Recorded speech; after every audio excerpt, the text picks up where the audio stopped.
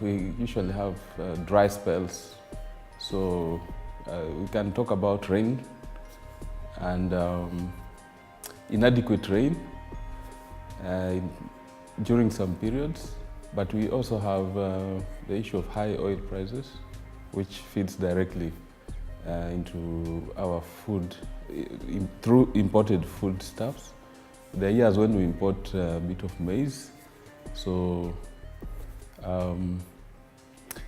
we also have issues of infrastructure constraints where transporting food to certain areas can be problematic, and it increases transport costs.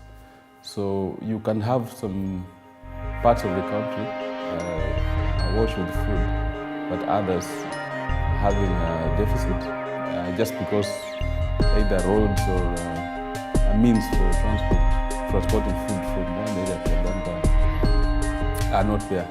So the key thing is transportation costs and the impact of oil prices, which comes maybe it also affects fertilizer prices.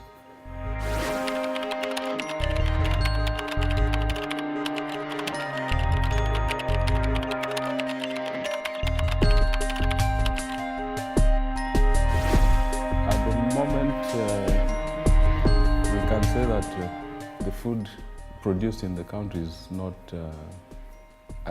sufficient.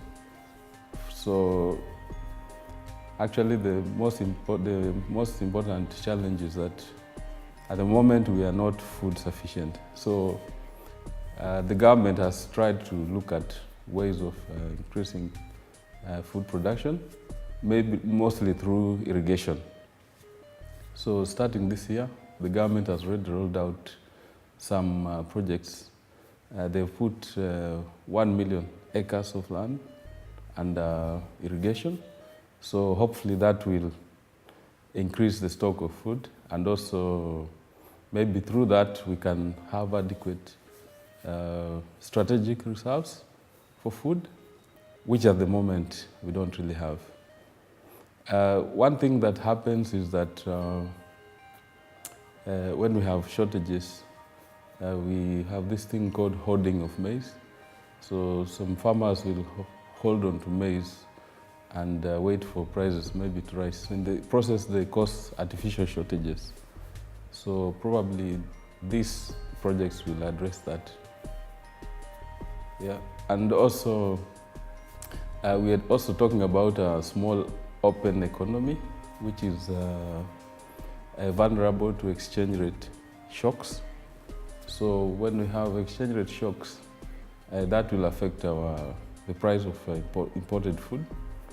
So I think those are some of the key policy challenges facing Kenya.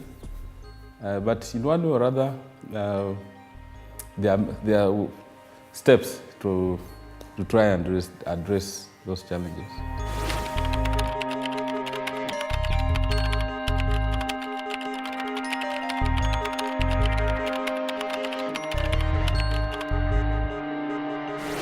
I actually thank the organizers for this conference. It's quite timely and it's quite useful, especially to us from East Africa, because this is actually the key subject, even for monetary policy, where if you look at our prices, our inflation is mainly food, because food accounts for almost 40% of the consumer basket.